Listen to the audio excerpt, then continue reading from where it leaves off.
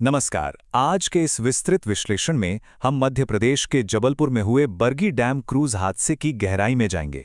देखिए, ये सिर्फ एक नाव पलटने की दुर्भाग्यपूर्ण घटना नहीं थी, बल्कि एक बहुत ही डरावना सच है कि जब सुरक्षा नियमों को पूरी तरह से ताक पर रख दिया जाता है तो उसके परिणाम कितने घातक हो सकते हैं। आज हम आधिकारिक जांच समिति की रिपोर्ट के आधार पर इस पूरी घटना की टाइमलाइन और सिस्टम की उन गंभीर खामियों को समझेंगे जिनकी वजह से ये भयानक हादसा हुआ। जरा सोचिए, आप एक क्रूज पर हैं, अपने परिवार के साथ। सब कुछ एकदम सामान्य है। हाल ही में सामने आए वीडियो फुटेज बिल्कुल ऐसा ही मंजर दिखाते हैं। लोग हंस बोल रहे थे और तभी अचानक तूफान के कारण नाव में बहुत तेजी से पानी भरने लगा। नाव बुरी तरह से हिचकोले खाने लगी और वो हंसी मजाक सिर्फ चंद ही सेकंड्स में चीख पुकार में बदल गया। ये साफ तौर पर दिखाता है कि कैसे एक खुशनुमा सफर पलक झपकते ही एक डरावने सपने में तब्दील हो गया। किसी को संभलने का मौका तक नहीं मिला। और इस लापरवाही की कीमत क्या चुकानी पड़ी? 13 जिंदगियां। ये 13 सिर्फ एक आंकड़ा नहीं है। अब तक 9 लोगों के शव पानी से निकाले जा चुके हैं और 4 लोग अब भी लापता हैं, जिनमें 3 मासूम बच्चे भी शामिल हैं। कुल 13 जानें इस भयंकर लापरवाही की भेंट चढ़ गईं। ये आंकड़ा हमें बार बार ये सोचने पर मजबूर करता है कि जब प्रशासन और आयोजक नियमों की अनदेखी करते हैं तो उसकी सबसे बड़ी कीमत कोई और अपनी जान देकर चुकाता है। आंकड़ों से परे अगर हम इस त्रासदी के मानवीय पहलू को देखें तो वो बेहद हृदय विदारक है। रेस्क्यू टीम ने जब मरीना मैसी और उनके 4 साल के छोटे बेटे त्रिशान का शव पानी से बाहर निकाला तो वो दोनों एक दूसरे को कसकर पकड़े हुए थे। यकीन मानिए, ये सुनकर रोंगटे खड़े हो जाते हैं। एक माँ जो उफनते पानी में अपनी आखिरी सांस तक अपने बच्चे को बचाने की जद्दोजहद कर रही थी। ये इस बात का सबसे दर्दनाक सबूत है कि उस वक्त नाव पर सवार लोगों ने किस कदर बेबसी और खौफ का सामना किया होगा। इस हादसे में अपने परिवार को हमेशा के लिए खोने वाले सर्वाइवर प्रदीप मैसी का एक अहम बयान सामने आया है, जो सीधे सीधे सिस्टम पर सवाल उठाता है। उनका कहना है कि जब क्रूज डूब रहा था तो ऑपरेटर्स ने उनकी कोई मदद नहीं की।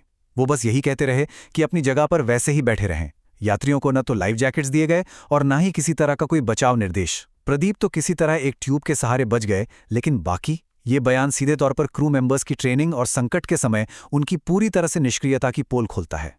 अब आप सोच रहे होंगे कि क्या नाव पर लाइफ जैकेट्स थी ही नहीं? थीं, बिल्कुल थीं, लेकिन वो बंडलों में बंधी हुई और एक सील्ड स्टोरेज में बंद करके रखी गई थीं। जब नाव डूबने लगी तब जाकर स्टाफ ने उन्हें खोलने की कोशिश की, लेकिन तब तक बहुत देर हो चुकी थी। लोग अपनी जान बचाने के लिए उन बंद जैकेट्स को निकालने के लिए बुरी तरह संघर्ष करते रहे और इसी भयंकर अव्यवस्था के कारण 72 साल के बुजुर्ग रियाज हुसैन को करीब 4 घंटे तक पानी में अपनी जान के लिए लड़ना पड़ा। ये साफ दिखाता है कि ऐसी किसी भी इमरजेंसी से निपटने के लिए क्रूज पर कोई तैयारी ही नहीं थी। इन सारी गंभीर खामियों को अगर हम इनलैंड वेसल्स एक्ट 2021 के नज़रिए से देखें तो ये कानून बहुत साफ शब्दों में कहता है कि सफ़र पर निकलने से पहले हर एक यात्री को लाइफ जैकेट देना और उसे ठीक से पहनाना अनिवार्य है।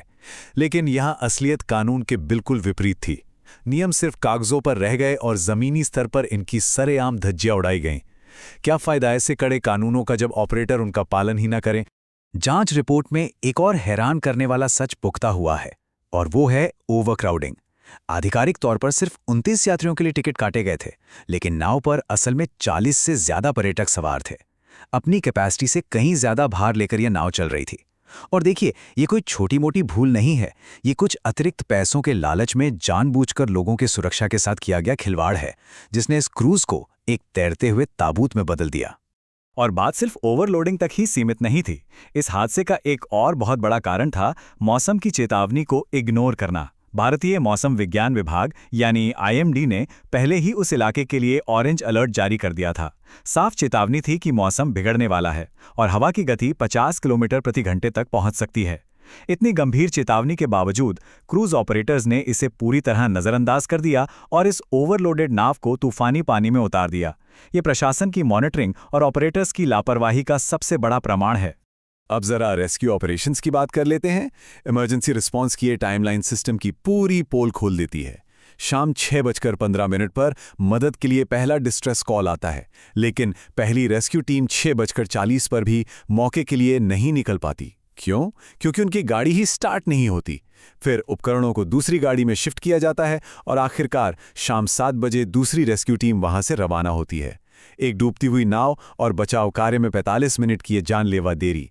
इस सिस्टम फेलियर ने निश्चित रूप से उन अनमोल जिंदगियों की कीमत वसूली है जिन्हें शायद समय रहते बचाया जा सकता था। लेकिन जहां सरकारी सिस्टम पूरी तरह से फेल हो रहा था, वहां जानते हैं किसने मोर्चा संभाला? वहां के स्थानीय मछुआरों और किसानों ने। रेस्क्यू टीमें तो रास्तों में फंसी थीं, लेकिन किनारे पर मौजूद इन साहसी लोगों ने बिना एक पल गंवाए पानी में रस्सियां फेंक फेंक कर 15 से ज्यादा लोगों को डूबने से बचा लिया। एनडीआरएफ जैसी विशेष टीमों के पहुंचने से बहुत पहले ही असली हीरो बनकर ये आम लोग सामने आए और अपने स्तर पर सबसे बड़ा बचाव कार्य किया। इस भयानक हादसे के बाद प्रशासन जागा और आनन फानन में कार्रवाइयां शुरू की गईं। क्रूज के पायलट महेश पटेल, हेल्पर छोटे लाल गोंड और टिकट इंचार्ज ब्रिजेंद्र को तुरंत प्रभाव से नौकरी से निकाल दिया गया है। इसके अलावा रिजॉर्ट के मैनेजर सुनील मरावी को सस्पेंड कर दिया गया है और रीजनल मैनेजर संजय मल्होत्रा को विभागीय जांच पूरी होने तक हेडक्वार्टर से अटैच कर दिया गया है। ये तुरंत उठाए गए कदम हैं जो इस पूरी चेन में जवाबदेही तय करने की कोशिश को दर्शाते हैं। इसके साथ ही सरकार ने व्यापक कदम उठाते हुए पूरे राज्य में सभी क्रूज ऑपरेशंस और वाटर स्पोर्ट्स पर तुरंत प्रभाव से रोक लगा दी है। एक अनिवार्य राज्यव्यापी सुरक्षा ऑडिट का आदेश दिया गया है और मामले की गंभीरता को देखते हुए एक उच्च स्तरीय जांच समिति बनाई गई है, जिसमें होमगार्ड्स के डीजी, मध्य प्रदेश सरकार के सचिव और जबलपुर डिवीजन के कमिश्नर शामिल हैं। ये समिति गहराई से जांच कर रही है कि आखिर इतने बड़े स्तर पर सुरक्षा प्रोटोकॉल की अनदेखी कैसे हुई और इसके लिए असली गुनहगार कौन है।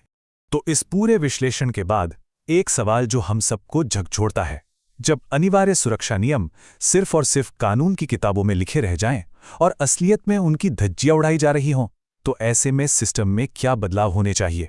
कमर्शियल टूरिज्म में ऐसी त्रासदियों को दोबारा होने से रोकने के लिए ऑपरेटरों पर सख्त आपराधिक जिम्मेदारी तय करने और अनिवार्य डिजिटल पैसेंजर लॉग जैसे नए कानून सख्ती से लागू करने का समय आ गया है।